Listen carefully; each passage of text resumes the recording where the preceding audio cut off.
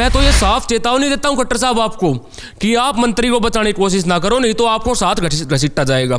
मंत्री को तो घसीटेंगे, साथ में खट्टर साहब आपको भी घसीटेंगे और अनिल विज मंत्री को भी।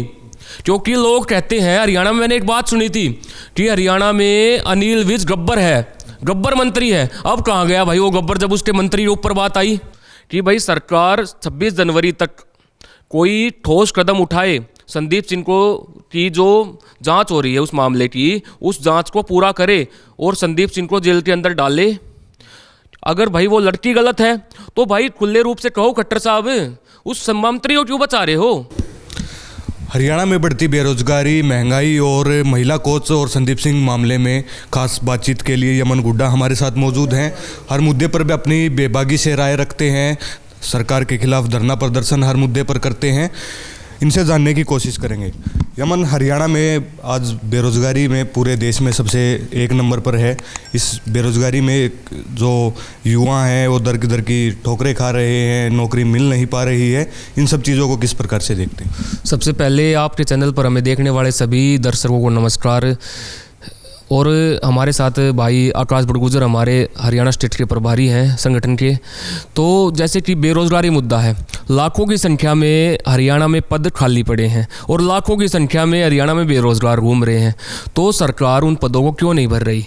सबसे पहले तो यही है कि भाई जब पद खाली है कम से कम उनको तो भरो। और हम तो ये भी नहीं कहते सरकार को कि सरकार उनको तुरंत एकदम भर दो सारों, लेकिन सरकार कम से कम भर्ती कैलेंडर तो जारी करे। ये सरकार से निवेदन और चेतावनी है कि सरकार जल्दी से जल्दी बेरोजगारों के लिए भर्ती कैलेंडर जारी करे। भर्ती कैलेंडर का मतलब जिनको नहीं पता उनको मैं बता देता हूँ कि भाई इस तारीख को फॉर्म निकलेंगे, इस तारीख को टेस्ट होगा, इस तारीख को फिजिकल होगा और इस तारीख को भर्ती हो जाएगी। ये भर्ती कैलेंडर होता। तो हमारी सरकार से निवेदन और चेतावनी है कि खट्टर साहब आप रोज़गार देना कभी भी, लेकिन आप कम से कम भर्ती कैलेंडर जारी करके हमें ये बताओ कि हम इतने दिन में इतने रोज़गार देंगे हरियाणा में। नहीं तो हरियाणा के युवाओं को रोड पे आना पड़ेगा, मजबूरी में पूरा हरियाणा बंद करना पड़ेगा। और बात रही संदीप सिंह के मामले की, तो जैसे कि खाफ पंचायत हुई थी अभी डावड़ा गांव में, तो डावड़ा गांव में जो पंचायत उन्होंने 23 तारीख का फिर से टाइम दिया है, तो हम उसका वेट करेंगे।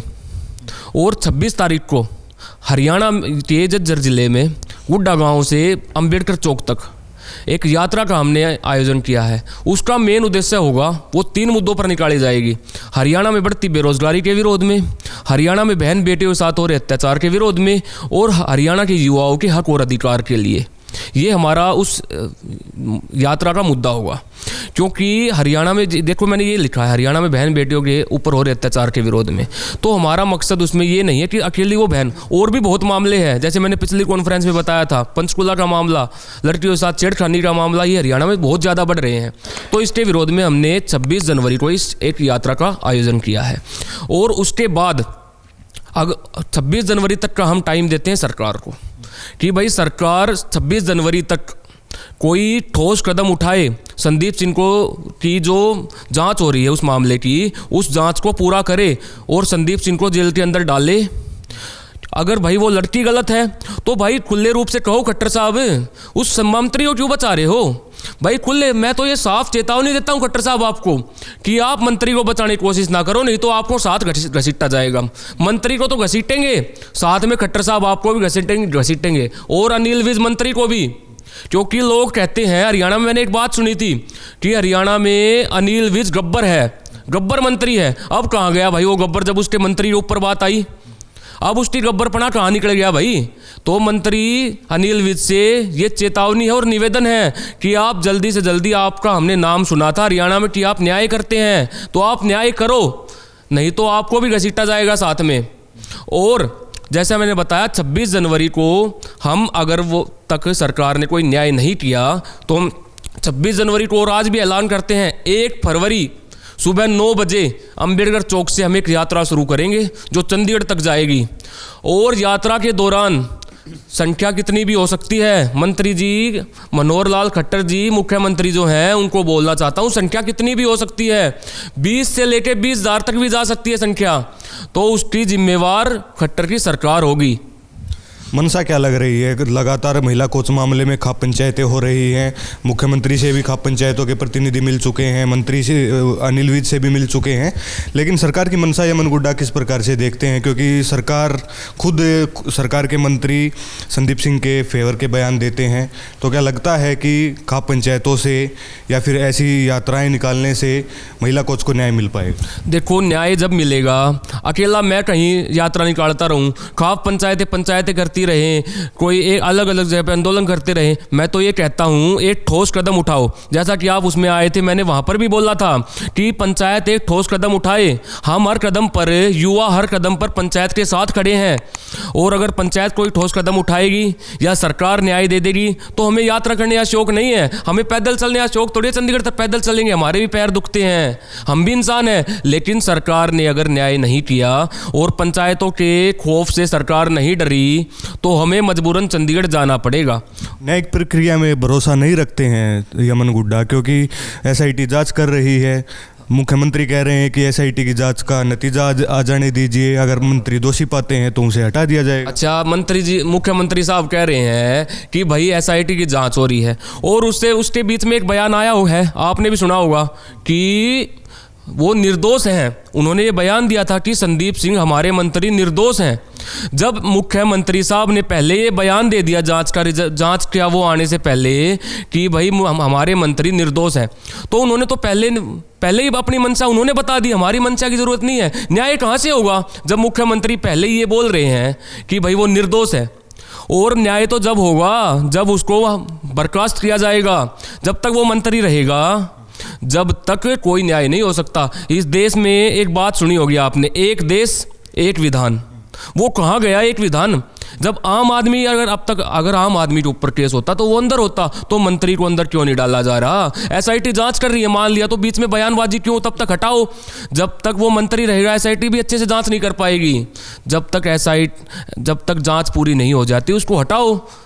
मुख्यमंत्री तो कह रहे हैं ना कि चंडीगढ़ पुलिस के अंडर में एसआईटी जो गठित की गई है वो जांच कर रही है। चंडीगढ़ पुलिस की जो एसआईटी है वो सीधी सेंट्रल गवर्नमेंट के अंडर में आती है, हरियाणा सरकार का इसमें कुछ रोल नहीं है। देखो, ये बात तो मैं भी कहता हूँ कि चंडीगढ़ पुलिस सीधा सेंटर के अंडर में आती है, लेकिन मुख्यमंत्री ऐसे बयान क्यों दे रहे हैं कि वो निर्दोष हैं? मतलब एक बात बताओ, हरियाणा में मुख्यमंत्री किसका? बीजेपी का। सेंटर में सरकार किसकी? बीजेपी की। प्रभाव कहाँ से पड़ रहा है? हरियाणा को। तो मुख्यमंत्री साहब जाके अमित शाह को बोलो कि भाई इसमें जांच पूरी करवाओ, जल्दी से जल्दी अंदर करवाओ मंत्री को। भाई सीधी सी बात तो ये है, चंडीगढ़ पुलिस भी दबाव में है, डीएसपी पलक गोयल भी दबाव में है, चंडीगढ़ पुलिस के डीजीपी भी दबाव में है। आज तक उनसे निवेदन करते थे, आज उनको भी चेतावनी देते हैं कि अगर लॉ एंड ऑर्डर खराब होता है ना, हमें चंडीगढ़ आना पड़ता है, तो उसकी जिम्मेवार चंडीगढ़ की पुलिस होगी, उसका जिम्मेवार हरियाणा का मुख्यमंत्री मनोहर लाल खट्टर होगा, और सेंटर में बैठे अमित शाह और नरेंद्र मोदी होंगे। 1 तारीख को आप झज्जर से चंडीगढ़ तक पदयात्रा निकालेंगे, इसे लगता है कि सरकार दबाव में आएगी? आना पड़ेगा, सरकार को दबाव में लाएंगे। अगर जब एक बात मैंने सुनी है, जब युवा बदलता है ना तो देश बदलता है। ये तो छोटा सा हरियाणा है, बदल देंगे, इसका नक्शा ही बदल देंगे। जब पूरे रोडों पर तिरंगा दिखेंगे ना तो सरकार को झुकना पड़ेगा। मैंने पहले भी कहा था, झुकती है सरकार, झुकाने वाले में दम होना चाहिए। लंबा संघर्ष करना पड़ेगा। 13 महीने किसान आंदोलन चला, जब जाकर के किसान बिल वापस हुए, तो लंबे संघर्ष के लिए यमन गुड्डा कितना तैयार अपने आप को मानते? देखो, सबसे मेरे पास, मैं भी एक बेरोजगार हूँ और स्टडी करता हूँ, युवा हूँ, LLB में स्टडी कर रहा हूँ, तो भाई मेरे पास इतना पैसा तो नहीं है कि मैं किसी का खाने का एक साल आंदोलन चला दूँ। अगर लोगों ने साथ दिया ना, क्योंकि भाई फाइनेंशियल ज़रूरत भी है, तो लोगों ने अगर साथ दिया ना तो इस आंदोलन को जब तक लड़ाई लड़ूंगा जब तक न्याय नहीं हो जाता चाहिए, और फिर भी लड़ूंगा। कोई हमारे को फाइनेंशियल मदद नहीं करेगा तो जितना मेरे से होगा मैं तब तक लड़ाई लड़ूंगा जब तक न्याय नहीं होता। 3 महीने लगे, 6 महीने लगे, या पूरा साल लग जाए। यमन गुड्डा अपने आप को स्टूडेंट बताते हैं, पढ़ाई कर रहे हैं, तो यमन गुड्डा को क्यों पड़ी है कि ऐसे ऐसे मुद्दों में अपना पैर फंसाने की? यमन गुड्डा क्यों आगे आते हैं? बाकी और लोग आगे नहीं आते, यमन गुड्डा ही आखिर क्यों आगे आते हैं? देखो, एक बात मैं बताता हूँ, मैंने भी सुनी है कि भाई सब ये चाहते हैं कि भगत सिंह दोबारा से पैदा हो। आपने भी देखा लिखा होता, लगता है फिर से आना पड़ेगा। भाई भगत सिंह फिर से नहीं आएगा, हमें खुद भगत सिंह बनना पड़ेगा। और जिसका खून खोलता है ना, सिर्फ वही बोलता है। हम अन्याय बर्दाश्त नहीं कर सकते। महापुरुषों को पढ़ा है। शहीद आजम भगत सिंह को क्या पड़ी थी? 22 साल की उम्र में, 23 साल की उम्र में फांसी पर चढ़ गए, और ज़रूरत पड़ी तो फांसी पर चढ़ने के लिए भी तैयार हैं। हमें हमारी बहन बेटियों के साथ गलत होता है, हमारे युवा साथियों के साथ गलत होता है तो हमें दर्द होता है। ना तो हमें कोई चुनाव लड़ना है, ना कोई राजनीतिक पार्टी से जुड़े हुए हैं। एक संगठन है यूथ आर्मी, और यूथ आर्मी का मतलब है कोई संगठन नहीं। यूथ आर्मी का मतलब है हर युवा उस आर्मी में शामिल है। तो हमें सबको मिलकर ये लड़ाई लड़नी पड़ेगी। लोगों से बातचीत हो रही है इस यात्रा को लेकर कि मैं एक यात्रा निकालूंगा, आप मेरा सहयोग कीजिए, किसी से हुई है बात युवाओं से? इसकी ऐलान करने से पहले जैसे धनखड़ क्राफ्ट के अपने प्रधान है युद्धवीर जी, उनसे भी बातचीत करी, और भी कई साथियों से। हमारे जो टीम है पूरी हरियाणा प्रदेश की, जहाँ से मैंने रास्ते में निकलना है, जैसे रोहतक हो गया, गोहाना हो गया, पानीपत हो गया, और रास्ते में आने वाले सभी ज़िलों में जो हमारी टीम है उनसे मेरी बातचीत हो चुकी है। पूरा अच्छा सहयोग करेंगे, और हम सारे जितना हमसे होगा उतना। और भाई सभी से बोलना चाहता हूँ कि ये ना सोचे कि ये यात्रा मेरी कोई पर्सनल यात्रा है। इसमें आने वाली कठिनाइयों का सामना मैं करूँगा, जो मेरे साथ चलेगा उसको सबको करना पड़ेगा। लेकिन जितना हो सकता है हम उस यात्रा में चलने वाले यात्रियों को कोई दिक्कत नहीं आने देंगे। और उसमें अगर कोई दिक्कत होती है, किसी भी हमारे पदाधिकारी को, किसी भी हमारे साथ चलने वाले बंदे को अगर रास्ते में कोई दुर्घटना होगी तो उसकी जिम्मेवार याद रखना सरकार होगी। हर मुद्दे पर बेबाकी से बोलते हैं। आगे कोई 2024 का चुनाव भी नज़दीक है, राजनीति में आने का कोई प्लान है या नहीं है? भाई देखो, आप भी यही हैं, ये सरकारें भी यही हैं, हम भी यही हैं, और यहाँ की जनता भी यही है। ना तो मैं कोई चुनाव लड़ूंगा, 1% भी नहीं। अगर कोई अच्छा बंदा होगा, युवा साथी चुनाव लड़ेगा तो उसकी मदद कर सकते हैं। लेकिन मैं यूथ आर्मी का प्रेसिडेंट यमन गुड्डा ये चीज़ विश्वास दिलाता हूँ, मेरे को चुनाव लड़ने में कोई इंटरेस्ट है ही नहीं। राजनीतिक महत्वाकांक्षाएं नहीं है तो फिर संघर्ष क्यों कर रहे हैं? देखो, फिर से वही बात है, भगत सिंह ने क्यों किया था, ये सवाल मेरा आपसे है। जब तो अंग्रेजों के गुलाम था देश, लेकिन अब तो गुलाम नहीं है ना, अब तो स्वतंत्र भारत है, 75 साल का लोकतंत्र है। तो ऐसे में भगत सिंह बनने की जरूरत क्यों आन पड़ी यमन गुड्डा को? जब गोरों का राज था, आज काड़ियों का राज है। ये एक नंबर के उनसे भी बड़ा तानाशाह बैठे हैं, अमित शाह, मोदी, खट्टर, ये सारे उनसे बड़े तानाशाह हैं। भाई जब तो चलो विदेशियों का राज था, वो हमारे साथ गलत करते थे, आज तो हमारे देश के लोग हैं ये, आज तो हमारे ये देश चला रहे हैं, तो आज यही गलत करते तो इनके खिलाफ ही भगत सिंह की ज़रूरत है। बात करने के लिए तो ये यमन गुड्डा थे, हर मुद्दे पर अपनी बेबाकी से आवाज़ रखते हैं। 1 फरवरी से, माफ़ कीजिएगा, 1 फरवरी से महिला कोच के न्याय के लिए और युवाओं की बेरोजगारी के लिए झज्जर से चंडीगढ़ तक पदयात्रा भी निकालने वाले हैं। और लगातार सरकार के खिलाफ बेरोजगारी को लेकर हो, चाहे अन्य मुद्दों को लेकर हो, सरकार को बेबाकी से घेरते हैं और धरना भी देते हैं, प्रदर्शन भी करते हैं। हर मुद्दे पर आगे बढ़कर पहली पंक्ति में सरकार के खिलाफ सड़कों पर उतरते हैं। फिलहाल के लिए शुक्रिया।